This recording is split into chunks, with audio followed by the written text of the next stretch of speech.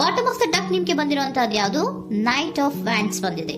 ಯಾವುದೋ ಕೆಲವೊಂದು ನಿರ್ಧಾರಗಳನ್ನ ಮಾಡ್ತಾ ಇರುವಂತಹದ್ದು, ಧೈರ್ಯದಿಂದ ಕೆಲವು ನಿರ್ಧಾರಗಳನ್ನ ನೀವು ಮಾಡ್ತಾ ಇರುವಂತಹದ್ದು ರೆಪ್ರೆಸೆಂಟ್ ಆಗ್ತಾ ಇದೆ. ಆಕ್ಷನ್ಸ್ ಅನ್ನ ತಗೋತಾ ಇರುವಂತಹದ್ದು ನಿಮ್ಗೆ ರೆಪ್ರೆಸೆಂಟ್ ಆಗ್ತಾ ಇದೆ ಬಾಟಮ್ ಆಫ್ ದ ಡಕ್ ಅಲ್ಲಿ. ಓಕೆ, ಇನ್ ನಿಯರ್ ಪಾಸ್ಟಿನಲ್ಲಿ ಏನಾಗಿದೆ?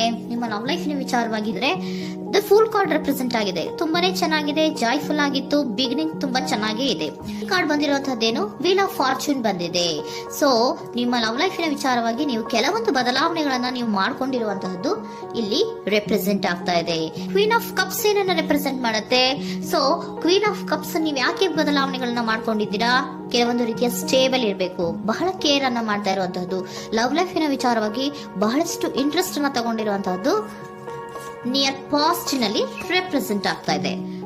ಓಕೆ, ಎಟ್ ಪ್ರೆಸೆಂಟ್ ನಲ್ಲಿ ಯಾಕೋ ನಿಮ್ಮಲ್ಲಿ 2 ಆಪ್ಷನ್ಸ್ ಗಳು ಇರುವಂತಹದ್ದು ರೆಪ್ರೆಸೆಂಟ್ ಆಗ್ತಾ ಇದೆ. ಯಾಕೋ 2 ಆಲೋಚನೆಗಳನ್ನ ನೀವು ಮಾಡ್ತಾ ಇರುವಂತಹದ್ದು ಅಟ್ ಪ್ರೆಸೆಂಟ್ ನಲ್ಲಿ ರೆಪ್ರೆಸೆಂಟ್ ಆಗ್ತಾ ಇದೆ. 2 ಆಯ್ಕೆಗಳು ನಿಮ್ಮಲ್ಲಿ ಇರುವಂತಹದ್ದು, 2 ಆಲೋಚನೆಗಳನ್ನ ಮಾಡ್ತಾ ಇರುವಂತಹದ್ದು, ಏನೋ ಒಂದು ರೀತಿಯ ಕನ್ಫ್ಯೂಷನ್ಸ್ ಅಲ್ಲಿ ಇರುವಂತಹದ್ದು ನಿಮ್ಮ ಲವ್ ಲೈಫ್ ನ ವಿಚಾರವಾಗಿ ರೆಪ್ರೆಸೆಂಟ್ ಆಗ್ತಾ ಇದೆ. ಓಕೆನಾ? ಸೆಕೆಂಡ್ ಕಾರ್ಡ್ ಯಾವ್ದು ಬಂದಿದೆ?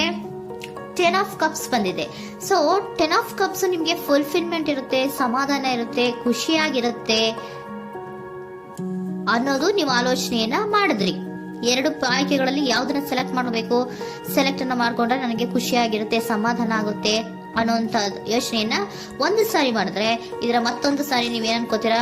ಏನಾದ್ರು ನನಗೆ ಇದರಿಂದ ಮೋಸ ಆಗುತ್ತಾ, ಅಥವಾ ಇದರಿಂದ ನನಗೇನಾದ್ರು ತೊಂದರೆ ಆಗುತ್ತಾ, ನಾನು ರಕ್ಷಣೆ ಮಾಡ್ಕೋಬೇಕಾಗತ್ತಾ ಅನ್ನೋಂತಹ ಆಲೋಚನೆಯನ್ನು ಕೂಡ ನೀವು ಮಾಡುವಂತದ್ದು ರೆಪ್ರೆಸೆಂಟ್ ಆಗ್ತಾ ಇದೆ. ಯಾಕೋ ನಿಮ್ಮಲ್ಲಿ ಸಮಾಧಾನ ಇಲ್ಲ, ಕನ್ಫ್ಯೂಷನ್ಸ್ ಇದೆ, 2 ಆಯ್ಕೆಗಳು, ಯಾವ ನಿರ್ಧಾರವನ್ನ ಮಾಡ್ಬೇಕು ಗೊತ್ತಾಗ್ತಿಲ್ಲ.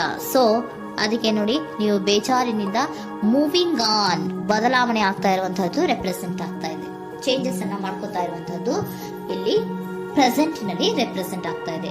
ಯಾಕೋ ಬೇಜಾರಿನಿಂದ ಕೆಲವೊಂದು ರೀತಿಯ ಬದಲಾವಣೆಗಳನ್ನ ನೀವು ಮಾಡ್ಕೋತಾ ಇರುವಂತಹದ್ದು 6 ಆಫ್ ಸೋರ್ಟ್ಸ್ ಅಲ್ಲಿ ರೆಪ್ರೆಸೆಂಟ್ ಆಗ್ತಾ ಇದೆ.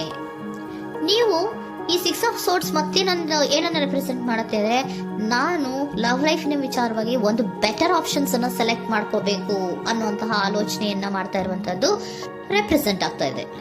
ಓಕೆನಾ?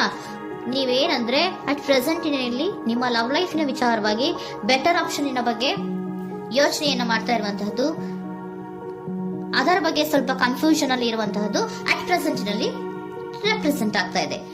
ಬಟ್ ನಿಯರ್ ಫ್ಯೂಚರಿನಲ್ಲಿ ಏನಿದೆ? 3 ಆಫ್ ಸೋರ್ಟ್ಸ್ ಇದೆ. ಕೆಲವೊಂದು ರೀತಿಯ ಬೇಜಾರುಗಳಿರುವಂತಹದ್ದು, ನೋವುಗಳಿರುವಂತಹದ್ದು, ಕೆಲವೊಬ್ರು ಅಳ್ತಾ ಇರುವಂತಹದ್ದು, ಭಾವನಾತ್ಮಕವಾಗಿ ತುಂಬಾ ಫೀಲ್ ಅನ್ನ ಮಾಡ್ತಾ ಇರುವಂತಹದ್ದು ನಿಮ್ಗೆ ರೆಪ್ರೆಸೆಂಟ್ ಆಗ್ತಾ ಇದೆ. ಯಾಕೆ ನಿಮಗೆ ಆ ತರ ಆಗತ್ತೆ ಅಂತ ಅಂದ್ರೆ, ಡೆವಿಲ್ ಕಾರ್ಡ್ ರೆಪ್ರೆಸೆಂಟ್ ಆಗಿದೆ. ಸೊ ಡೆವಿಲ್ ಕಾರ್ಡ್ ಏನನ್ನ ಹೇಳುತ್ತೆ? ಅಡಿಕ್ಷನ್ಸ್ ಅನ್ನ ಹೇಳುತ್ತೆ. ತುಂಬಾ ಯೋಚನೆಯನ್ನ ಮಾಡುವಂತಹದ್ದು, ಮೇಲಿಂದ ಮೇಲೆ ನೀವು ಒಂದನ್ನೇ ನೀವು ಯೋಚನೆ ಮಾಡ್ತಾ ಇದ್ರೆ ನಿಮ್ಗೆ ಅಲ್ಲಾಗುವಂತದ್ದೇನು? ನೋವುಗಳೇ ಅಲ್ಲಾಗುವಂತಹದ್ದು. ಸೊ ಯಾತಕ್ಕೆ ಅಂದ್ರೆ ನಿಮ್ಮಿಬ್ಬರ ಮಧ್ಯೆ ಕೆಲವೊಂದು ರೀತಿಯ ಘರ್ಷಣೆಗಳಿರುವಂತಹದ್ದು ರೆಪ್ರೆಸೆಂಟ್ ಆಗ್ತಾ ಇದೆ. ಕೆಲವೊಂದು ರೀತಿಯ ಮನಸ್ಸು ಒಂದೇ ತರ ಆಲೋಚನೆಯನ್ನ ಮಾಡ್ತಾ ಇಲ್ಲ. ಒಂದ್ಸರಿ ಆ ತರ ಯೋಚನೆ ಮಾಡ್ತೀರಾ, ಒಂದ್ಸರಿ ಈ ತರ ಯೋಚನೆ ಮಾಡ್ತೀರಾ, ಕನ್ಫ್ಯೂಷನ್ ಅಲ್ಲಿ ಇರ್ತೀರಾ, ಏನ್ ಮಾಡ್ಬೇಕು ಗೊತ್ತಾಗಲ್ಲ.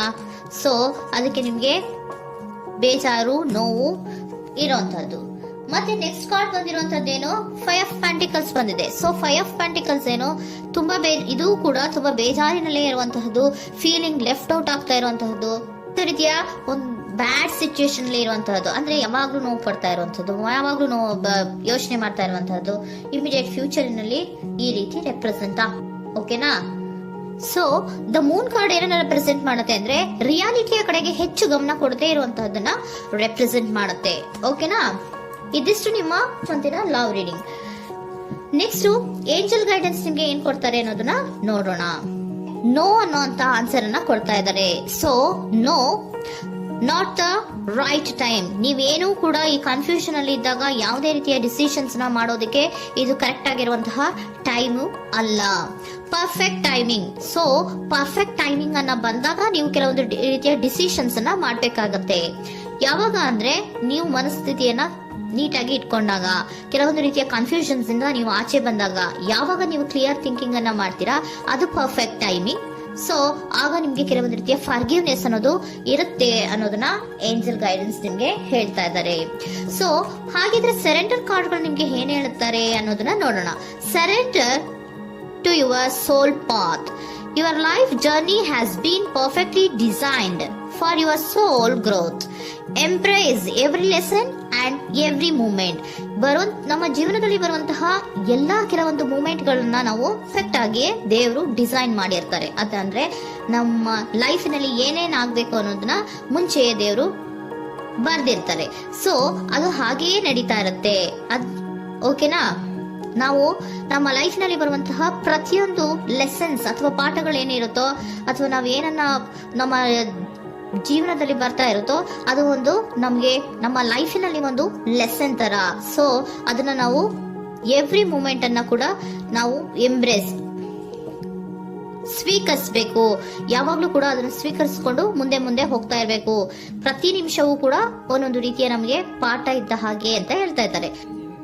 Surrender unhealthy relationship. Surrender unhealthy relationship. Let go a relationship that don't serve you, including unavailable or toxic people. You deserve to be treasured by others and to be surrounded by positive people. Unhealthy relationship ನ ಕಡೆಗೆ ಹೆಚ್ಚು ಗಮನವನ್ನ ಕೊಡಬೇಡಿ. ಈ toxic people ನ ಕಡೆಗೆ ಹೆಚ್ಚು ಗಮನವನ್ನ ಕೊಡಬಾರ್ದು. So ಯಾವಾಗ್ಲೂ ನಾವು ಪಾಸಿಟಿವ್ ಆಗಿ ಥಿಂಕ್ ಮಾಡುವಂತಹ, ಪಾಸಿಟಿವ್ ಆಗಿ ಆಲೋಚನೆ ಮಾಡುವಂತಹ ಜನಗಳ ಜೊತೆಯಲ್ಲಿಯೇ ನಾವು ಹೆಚ್ಚು ಇರಬೇಕು ಅನ್ನೋದನ್ನ ನಿಮ್ಗೆ ಸರೆಂಡರ್ ಕಾರ್ಡ್ ಹೇಳ್ತಾ ಇದ್ದಾರೆ.